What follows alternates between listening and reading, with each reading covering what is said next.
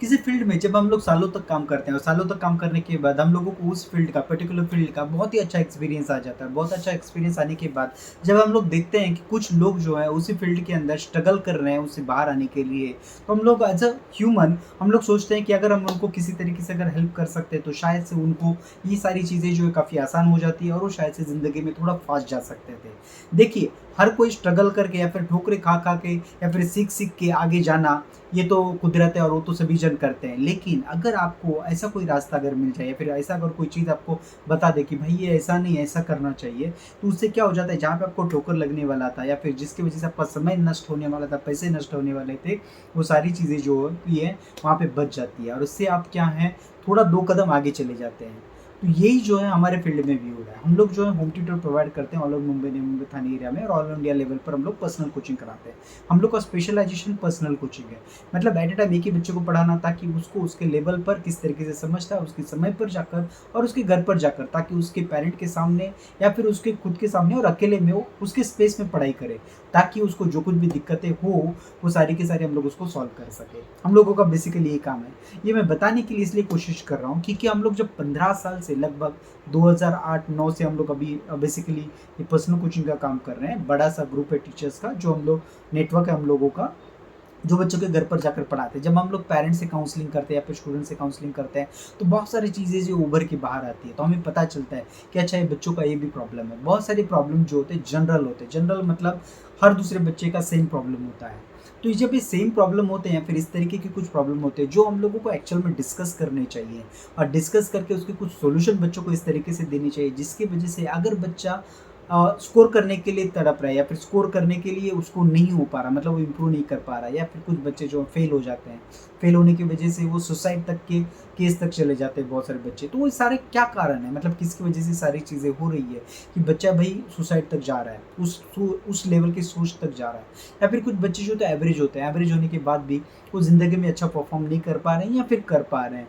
कुछ बच्चे एकदम टॉप में रहते हैं और टॉप में रहने के बाद कुछ साल चले जाते हैं, कुछ साल के बाद हम लोग देखेंगे, हम लोगों ने बहुत बार देखा हुआ है कि लोअर स्टैंडर्ड पे जब रहते हैं, जैसे कि अगर आप 7th 8 9th स्टैंडर्ड तक, अगर 7th स्टैंडर्ड तक basically 5th 6th 7th standard, तो बहुत सारे बच्चे जो होते हैं अव्वल आते रहते हैं, मतलब ला रहे हैं ए प्लस ला रहे हैं या फिर फुल स्कोर ला रहे हैं। जैसे कि अगर 100 मार्क्स का पेपर होता है 100 ऑन 100 ला रहे हैं, टॉप कर रहे हैं। लेकिन जब वो हायर स्टैंडर्ड पे जाते हैं, जैसे कि 9 10th 11 12th में जाते हैं, तो उनकी जो परसेंटेज है वो डिग्रेड हो रहा है, मतलब वो नीचे आ रहे हैं। तो इसके क्या कारण है, मतलब ऐसा क्यों हो रहा है? पहले तो बहुत अच्छी तरीके से परफॉर्म कर रहे थे, लेकिन अभी जो है उनके स्कोर जो हैं कम हो रहे हैं। तो ये सारी चीज़ों के ऊपर हम लोगों ने बहुत सोचा, इसके ऊपर काफ़ी रिसर्च करा और जब हम लोग उसी का एक्सपीरियंस, हमें मालूम है कि भाई क्या-क्या डिफ़िकल्टीज़ है बच्चे के साथ में, ये ऐसा क्यों कर पा रहा है, ये क्यों उसका स्कोर क्यों नहीं हो पा रहा है। अगर बच्चा कोई पढ़ भी लेता है, फॉर एग्ज़ाम्पल किसी ने ग्रेजुएशन कर लिया, प्लेन ग्रेजुएशन कर लिया, प्लेन ग्रेजुएशन करने के बाद उसका फ्यूचर क्या है, मतलब उसने 15 साल जो है पूरा पढ़ाई में लगा दिया।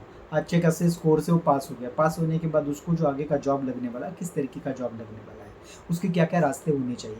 अगर वो कोई कोर्स सिलेक्ट कर रहा है या फिर अगर कोई प्लेन एकेडमिक कोर्स अगर कर रहा है, तो उसको कौन-सा रास्ता एक्चुअल में चूज़ करना चाहिए था, जिसकी वजह से वो आगे जा सकता था या फिर 4 कदम आगे जा सकता था। अभी के समय में आपने बहुत बार देखा रहेगा कि बहुत सारे जो लोग हैं, छोटे-छोटे बच्चे, हम लोगों ने जैसे कि 40-50 साल तक काम किया लोगों ने, काम करने के बाद जितना अमाउंट वो लोग कमा रहे हैं, उससे कई ज़्यादा अमाउंट जो है छोटे 17, 18, 20 साल के बच्चे भी कमा रहे हैं। तो ऐसा क्या कर रहे हैं वो लोग?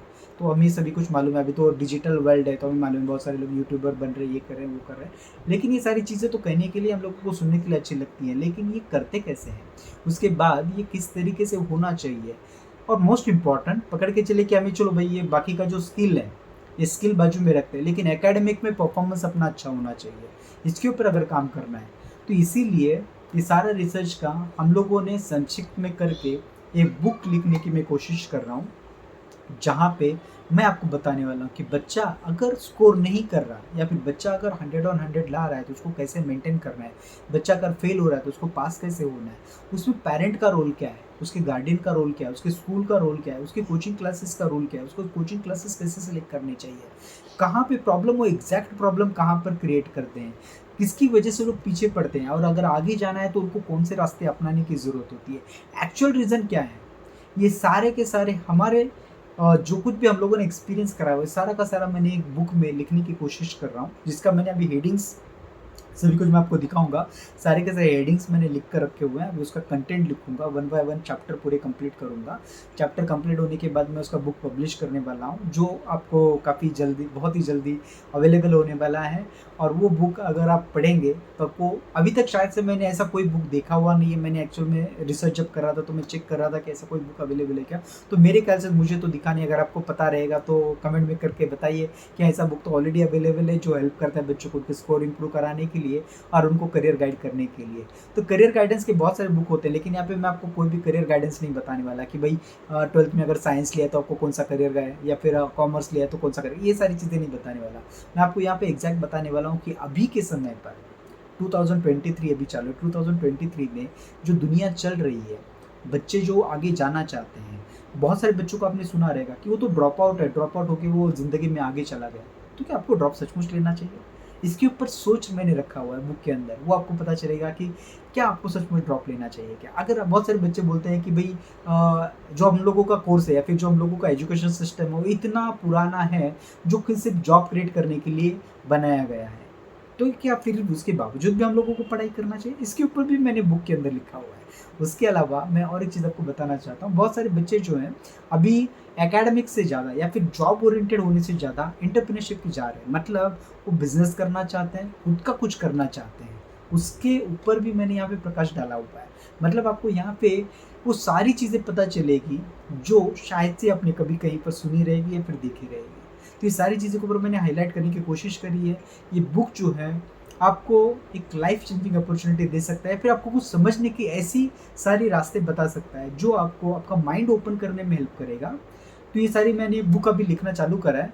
बुक लिखने के बहुत सारी डिफ़िकल्टीज़ होती है। सबसे पहला तो खुद का माइंड बनाना कि भाई तुम्हें ये सारा चीज़ पता है, तो ये सारा चीज़ जो है कि आप बुक में लिखना चाहते हो लेकिन लिखोगे कैसे? और फॉर एग्ज़ाम्पल चलो आपने लिख भी दिया, कौन सा लैंग्वेज में लिखोगे? कोई लैंग्वेज में, चलो पकड़िए, चलो इंग्लिश में लिख रहे हो, जैसे कि हम लोग एजुकेशन में हैं, तो एजुकेशन में होने की वजह से इंग्लिश में चलो हम लोग बहुत अच्छा खासा लिख भी ले और लिखने के बाद हम लोग जो है उसको पब्लिश भी कर दें, लेकिन उसको प्रूफिंग करना पड़ता है। मतलब इतना आसान नहीं होता। फॉर एग्जाम्पल अगर आपने, आपका इंग्लिश बहुत अच्छा है, आपका कमांड बहुत अच्छा है, आपने अच्छी तरीके से लिख दिया, लेकिन उसके बावजूद उसका सेंटेंस का फ्रेमिंग, उसका चैप्टराइजेशन, जैसे कि फर्स्ट चैप्टर कौन सा होना चाहिए, उसका लिंक सेकंड चैप्टर से कैसे होना चाहिए, ये सारा चीज़ का जो फ्रेमिंग वगैरह होता है, ये थोड़ी डिफ़िकल्ट चीज़ें होती है। जब मैंने लिखना चालू करा, मैंने जब अभी इंडेक्स बनाया हुआ है, तो जब मैंने लिखना चालू करा, इंडेक्स के साथ में थोड़े-थोड़े कुछ कंटेंट भी डाले हैं। मैं मतलब आपको एक्चुअल में मुझे सूझा कि मैं इसके ऊपर डिस्कस करूँ डेली हर एक चैप्टर के ऊपर, इसीलिए मैंने जस्ट वीडियो बनाना चालू करा। अभी मैं क्या करूँगा, डेली का मेरे हर एक चैप्टर का डिस्कशन आपके साथ में करूँगा। अगर आपका भी कुछ सजेशन हो तो डेफ़िनेटली मुझे कमेंट करके बताइए, ताकि मैं आपको आपके कमेंट को कंसिडर करके बुक में अगर कुछ चेंजेस करने हैं तो चेंजेस करके आपके लिए एक ऐसा बुक बनाऊँ कि जो यूनिक हो और आपको हेल्पफुल हो। इस तरीके की मैं बनाने की कोशिश कर रहा हूँ। तो बहुत सारी डिफ़िकल्टीज़ होती है, भाई पब्लिशर कौन होगा, उसको पब्लिश कौन करेगा, पब्लिश करने के लिए क्या हम लोगों को बहुत सारे बुक्स की कॉपीज़ बना के रखनी है क्या, उसका खर्चा कौन करेगा। आपको यहाँ पे जस्ट एक हिंट देना चाहता हूँ कि ऐसा कुछ होता नहीं, अभी इतना ज़्यादा इवॉल्व हो चुका है, अगर आपको नहीं पता है तो इस तरीके से हुआ है कि अभी आपको कोई भी नंबर ऑफ़ बुक्स को प्रिंट करा के उसका खर्चा करा के रखने की कोई ज़रूरत नहीं पड़ती। कुछ आसान तरीके हैं, हम लोग जब डिस्कस करने चलेंगे वन बाय वन, तो मैं सारी चीज़ों को डिस्क्लोज़ भी करूँगा आपको। अगर आप भी आपका कोई बुक अगर लिखना चाहते हैं तो आपको एक आइडिया आ जाएगा कि भाई हमारा बुक कैसे होना चाहिए। अगर आप कुछ फील्ड में काम कर रहे हैं या फिर किसी चीज़ का अगर आपको नॉलेज है, तो वो सारे फील्ड के ऊपर आप एक बुक लिख सकते हैं, तो उसके ऊपर भी हम लोग डिस्कस करेंगे। जब मेरी जर्नी जब मैं आपको डेली का डेली बताते जाऊँगा, तो आपको एक आइडिया आता जाएगा कि अच्छा ये ऐसे होता है, वो ऐसे होता है, चैप्टर इस तरीके से फ्रेम होना ज़रूरी है, उसको प्रूफिंग कैसे कराया जाता है। तो मैं यहाँ पे आपको एक चीज़ बताना चाहता हूँ कि कुछ पब्लिशर्स हैं जो हम लोगों को हेल्प कर रहे हैं प्रूफिंग के लिए। प्रूफिंग मतलब अगर मैं कुछ लिख रहा हूँ सेंटेंस, तो वहाँ पे अगर कुछ प्रॉब्लम है या फिर मैं अगर सेंटेंस प्रॉपर फ्रेम नहीं करा हुआ है, तो लोग हेल्प करते हैं, जिसकी वजह से वो लोग उनकी तरीके से जो प्रॉपर ऑथर नहीं, हम लोग राइटर बोल सकते हैं, जो एक्चुअल में लिखने का ही काम करता है बेसिकली, वो थोड़ा प्रूफिंग में भी हेल्प करते हैं, तो लोग प्रूफिंग का हेल्प करेंगे। कुछ रिसर्च का अगर ज़रूरत पड़ा तो लोग रिसर्च के लिए भी थोड़ा बहुत हेल्प करेंगे। तो इस तरीके से ओवरऑल पूरा टीम मिलकर एक्चुअल में काम करेगा। लेकिन यहाँ पे मेजर रोल जो मेरा रहेगा, बिकॉज मुझे पता है कि मुझे क्या देना है, मैंने मेरे एक्सपीरियंस में क्या सीखा हुआ है, मुझे क्या बताना है लोगों को, ये सारा का सारा चीज़ों में पूरा फ्रेम करके आपको वन बाय वन डेली का डेली हम लोग डिस्कस करेंगे। अगर कुछ आपको इसमें से और भी अगर जानने की कोशिश अगर आपको कुछ जानना है तो आप मुझे कमेंट करके बताइए, मैं आपको डेफ़िनेटली उसमें बताने की कोशिश करूँगा। लेकिन ये हमारा जर्नी बहुत ही अच्छा होने वाला है। जब मैंने बुक लिखना चालू करा तो बहुत एक्साइटेड रहा मैं, क्योंकि ये मैंने देखा कि बहुत सारे लोग जो है बुक लिखते हैं।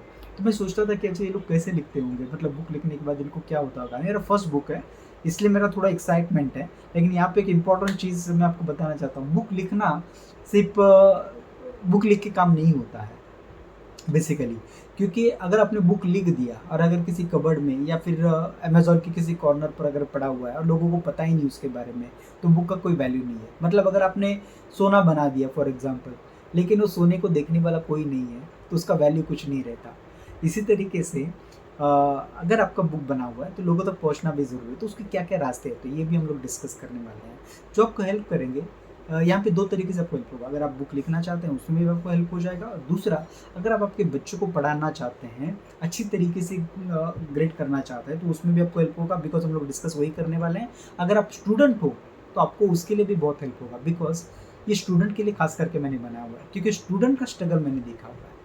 पेरेंट उसको किस तरीके से हेल्प कर सकते हैं वो तो सेकेंडरी थोड़ा आ जाता है, लेकिन स्टूडेंट को ये कैसे हेल्पफुल होगा इसके ऊपर खास करके काम करा हुआ है। अगर आप कॉम्पिटेटिव एग्जाम दे रहे हैं, कॉम्पिटेटिव एग्जाम को मल्टीपल टाइम्स दे रहे हैं, इसके ऊपर मैंने बहुत अच्छी तरीके से कुछ कंटेंट लिखा हुआ है, वो भी आपको देखेंगे तो आइडिया आ जाएगा। क्योंकि मैं आपको एक शॉर्ट में बताता हूँ, मैंने देखा बहुत सारे बच्चे जो हैं 6-6, 7-7, 8-8 साल तक स्ट्रगल करते हैं कोई कॉम्पिटेटिव एग्जाम देने में। जैसे कि सीए फाइनल पकड़ के चलिए, सीए फाइनल का एग्ज़ाम दे रहे हैं, 6-6, 7-7 साल तक एग्ज़ाम्स दे रहे हैं और क्लियर नहीं कर पा रहे हैं। तो ऐसे बच्चों को एग्जैक्टली क्या करना चाहिए, इसके ऊपर भी हम लोगों ने काफ़ी डिस्कस करा हुआ है।